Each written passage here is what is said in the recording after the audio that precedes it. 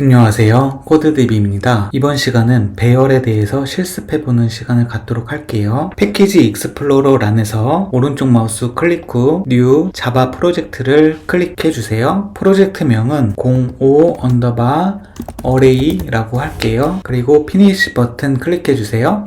방금 만든 프로젝트 더블 클릭 후 src에 마우스 대시고 오른쪽 마우스 클릭 New 패키지 클릭해주세요. 패키지명은 com.java.chep01로 할게요. 피니시 버튼 클릭해주세요. 방금 만든 패키지에 오른쪽 마우스 클릭 후 New 클래스 클릭해주세요. 먼저 1차원 배열을 실습해 보도록 할게요. 클래스명은 array 1이라고 하고요. 그 다음에 public static void main을 체크해 주시고 finish 버튼 클릭해 주세요.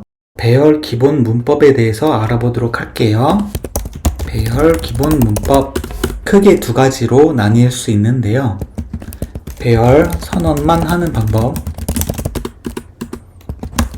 그리고 배열 선언과 동시에 값을 초기화하는 방법.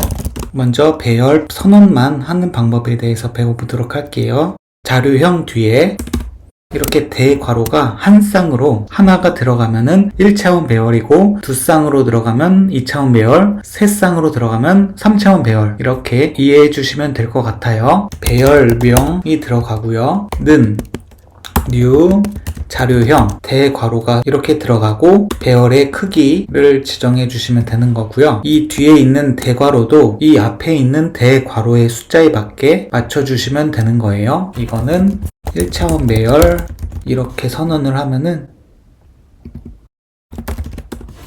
이게 2차원 배열. 그 다음에 선언 이후에 값을 초기화 해줘야겠죠. 그럴 때 어떻게 하는지 한번 알아보도록 할게요. 배열명, 그 다음에 대괄호가 이렇게 들어가고 여기가 인덱스 번호가 들어가는 거예요.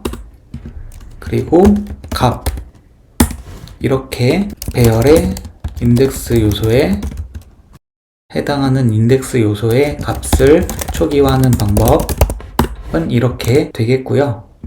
그래서 실제 실습해보기 전에 연습을 한번 해보도록 할게요. int 그 다음에 배열명은 i라고 주도록 하고요.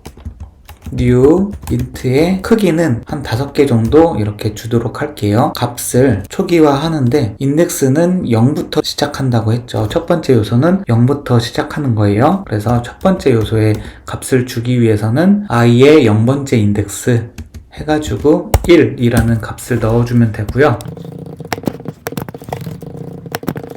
이런 식으로 얘는 첫 번째 요소,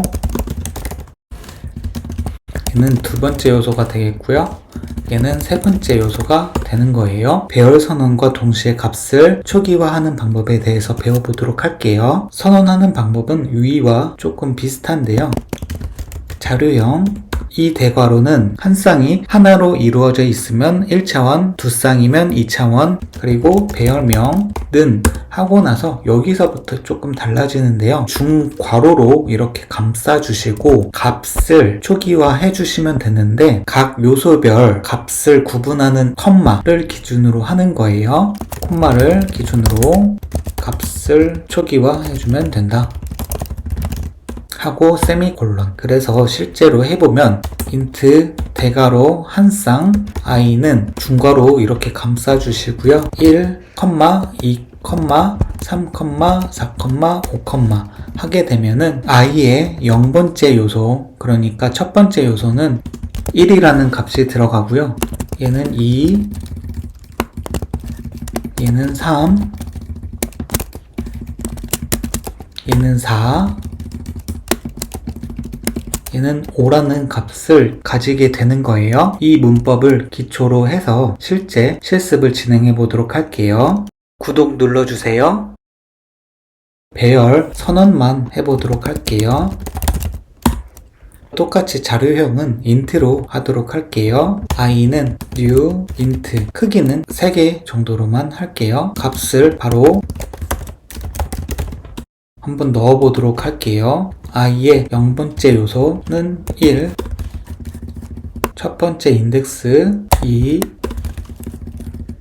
두 번째 인덱스 3. 출력 한번 해봐야겠죠. 그래서 시소 컨트롤 스페이스 i의 0번째 요소하고 첫 번째 요소, 두 번째 요소 이렇게 하고 저장 한번 해주시고요. 실행 버튼 클릭해주세요. 그러면 이렇게 첫 번째, 두 번째, 세 번째 있는 요소들이 하나씩 출력이 된 걸 확인하실 수 있고요. 배열 선언과 동시에 값을 초기화하는 방법도 실습해 보도록 할게요. 배열 선언 및 값 초기화 동시에 int 1차원 배열이니까 한 쌍으로 하나, 그리고 배열명은 위에 겹치니까 J로 하도록 할게요. 는 중괄호로 이렇게 감싸주시고 값을 1, 2, 3, 이렇게 하고요. J도 출력해 보도록 할게요. 시소 J 0번째 인덱스에 있는 거, 첫 번째 인덱스, 두 번째 인덱스 저장해 주시고 실행 버튼 클릭해 주세요. 1, 2, 3 나온 것을 확인하실 수 있어요. 이번에는 시소 컨트롤 스페이스 i 점 해보시면은 이렇게 많은 메서드들이 이렇게 있는데요. 여기서 i 점 length를 하게 되면은 얘는 3을 출력하게 될 거고요. j도 마찬가지로 하게 되면 3을 출력하게 될 거예요. 값을 좀 더 넣어 보도록 하면은 얘는 5가 출력이 될 거고요. 다시 저장해 주시고 실행 버튼 클릭해 주세요. 제가 예상한 것과 같이 3과 5가 출력이 된 걸 확인하실 수 있는데요. i 그러니까 배열 변수명 점 length를 하게 되면은 얘는 배열 요소의 길이를 반환을 해주는 거예요. i 같은 경우에는 총 3개의 요소가 있고 j 같은 경우에는 총 5개의 요소가 있으니까 얘는 3이 출력이 되었고요. 얘는 5가 출력이 되었어요. 그래서 얘는 주석 처리해 주시고요.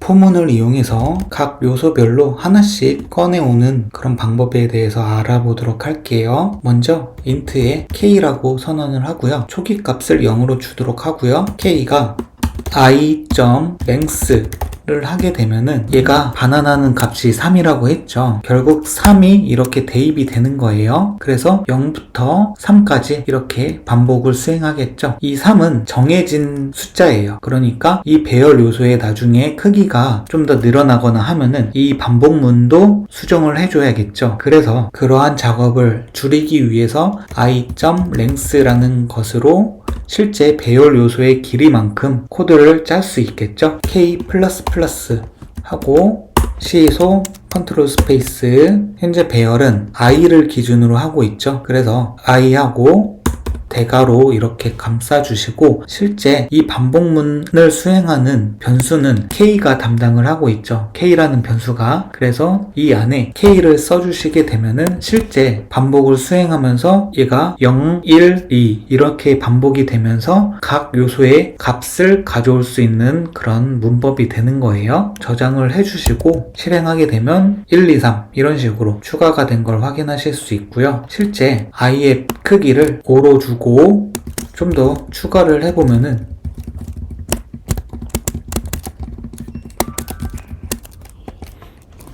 이번에는 1, 2, 3, 4, 5 이런 식으로 출력이 되겠죠.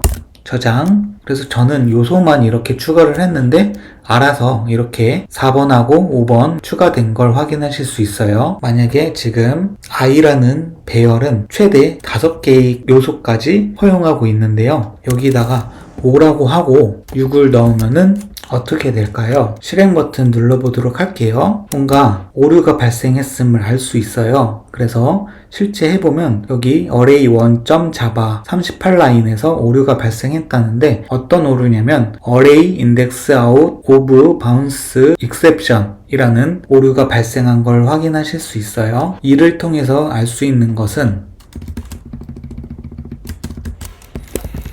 배열 요소의 크기를 초과해서 사용할 수 없다. 만약에 이 코드가 오류 없이 실행이 되기 위해서는 얘를 6으로 이렇게 바꿔주면 되는 거예요. 이번 시간은 여기까지 하도록 하겠습니다. 감사합니다.